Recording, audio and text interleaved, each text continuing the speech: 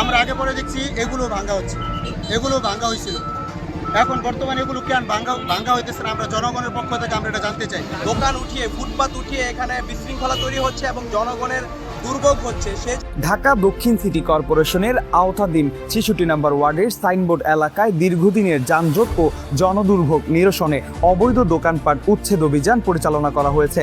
মঙ্গলবার ১৮ই August Mohammad Aminul Islam executive ম্যাজিস্ট্রেটের নির্দেশনায় এই অভিযান পরিচালিত হয়। সাইনবোর্ড একটি গুরুত্বপূর্ণ ব্যস্ততম এলাকা। প্রতিদিন এই সড়ক দিয়ে হাজার হাজার পথচারী ও বিভিন্ন ধরনের যানবাহন চলাচল করে। দেশের বিভিন্ন অঞ্চলে যাতায়াতের অন্যতম গুরুত্বপূর্ণ এই রুটে দীর্ঘদিন ধরে সড়কের বিভিন্ন অংশ অবৈধভাবে দখল করে দোকানপাট গড়ে ওঠায় তীব্র যানজট ও জনদুর্ভোগ সৃষ্টি হচ্ছিল। এছাড়া স্থানীয়দের অভিযোগ ছিল রাতের বেলায় সড়কের বিভিন্ন স্থানে চুরি ও ছিনতাইয়ের ঘটনাও বেড়ে গিয়েছিল। বিষয়টি স্থানীয়রা ৬৬ নম্বর ওয়ার্ডের কাউন্সিলর পদপ্রার্থী মোহাম্মদ আজিজুল হক আজিজকে জানালে তিনি দ্রুত ঢাকা দক্ষিণ সিটি কর্পোরেশনের প্রশাসক ও অঞ্চল ৮-এর নির্বাহী কর্মকর্তা মোহাম্মদ মোক্তার হোসেনকে অবহিত করেন। পরে সংশ্লিষ্ট কর্তৃপক্ষের উদ্যোগে সাইনবোর্ড এলাকায় অবৈধ দখল উচ্ছেদে অভিযান পরিচালিত হয়। অভিযানের মাধ্যমে সড়কের অবৈধ দখল মুক্ত করে যান চলাচল স্বাভাবিক করার উদ্যোগ নেওয়া হয়েছে। এই কার্যক্রম গুরুত্বপূর্ণভাবে সম্পৃক্ত ছিলেন ৬৬ নম্বর ওয়ার্ডের কাউন্সিলর পদপ্রার্থী মোহাম্মদ আজিজুল হক আজিজ।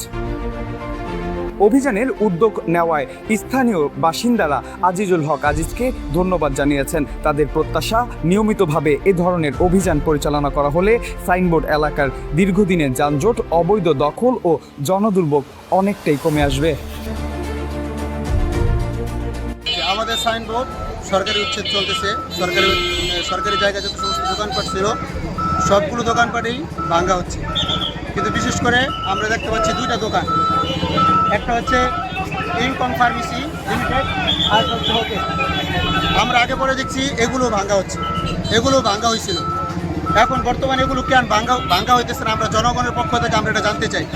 ওনারা একটা ফোনের মাধ্যমে ওনারা দরখাস্ত নিতেছে, যে একটা দরখাস্তের মাধ্যমে একদিনে সময় নিতেছে, তাও শুধু সামনে ভিতরে যে জায়গাটা আছে পুরোটাই হচ্ছে আমরা আগে পরে যতবার দেখছি ভাঙা হয়েছে। আগে বিসমিল্লাহ হোটেল ছিল, এখানে একটা মসজিদও ছিল, সব ভাঙা হয়েছে। পরবর্তীতে এগুলো করা হয়েছে, কিন্তু এখন এগুলো ভাঙা হচ্ছে না কেন, আমরা সাধারণ জনগণ এটা জানতে চাই। আপনারা আসলে এটা কিভাবে দেখছেন যে সবকিছু? আপনারা জানেন যে এই সাইনবোর্ড স্ট্যান্ডটি বর্তমানে একটি ব্যস্ততম সড়কে পরিণত হয়েছে। তো এখানে শত শত হাজার হাজার লোকের এখানে সমাগম ঘটে। আমাদের এই ওয়ার্ডের যারা বাসিন্দা রয়েছেন তারা চাকরি এবং ব্যবসার ক্ষেত্রে এই রোডটি ব্যবহার করে থাকেন। তো ইতিমধ্যে এখানে আপনারা দেখছেন যে এখানে দোকান উঠিয়ে ফুটপাত উঠিয়ে এখানে বিশৃঙ্খলা তৈরি হচ্ছে এবং জনগণের দুর্ভোগ হচ্ছে। সেই জন্য আমরা এখানে উপস্থিত আছি। আমি যুবদলের পক্ষ থেকে, আমি ওয়ার্ডের সদস্য সচিব, আমাদের ছাত্র দলের ৬৬ নম্বর ওয়ার্ডের জাহিদ রয়েছে, আকবর আছেন, আমাদের ছাত্র দলের ৬৬ নম্বর ওয়ার্ডের এবং স্বেচ্ছাসেবক দলের সিনিয়র যুগ্ম আহ্বায়ক সুজন ভাই আছেন। আমাদের কথা হচ্ছে যে আমরা দেশনায়ক জনাব তারেক রহমান, যে প্রধানমন্ত্রী তারেক রহমান সাহেবের যে আগামীর যে বাংলাদেশ গড়ার পরিকল্পনা, সেই পরিকল্পনার সাথে আমরা একমত এবং সেই পরিকল্পনাকে বাস্তবায়ন করার লক্ষ্যে আমরা দেশের মানুষের সুবিধার্থে, এই এলাকার এবং ৬৬ নম্বর ওয়ার্ডের জনগণের সুবিধার্থে আজিজুল হক আজিজ ভাই কাউন্সিলর পদপ্রার্থী, তিনি মানুষের কথা চিন্তা করে তিনি এই পদক্ষেপটি নিয়েছেন। কারণ আপনারা জানেন যে এই ফুটপাতের কারণে এখানে একটি যানজটের সৃষ্টি হয়, যে কারণে মানুষ একটি দুর্ভোগের সম্মুখীন হয়। তার প্রেক্ষিতে জনগণের যে অভিযোগ, সেই অভিযোগের প্রেক্ষিতে আমরা এখানে আজকে সিটি কর্পোরেশনের সাথে কথা বলে আজিজুল হক আজিজ ভাই তিনি এই উদ্যোগটি নিয়েছেন।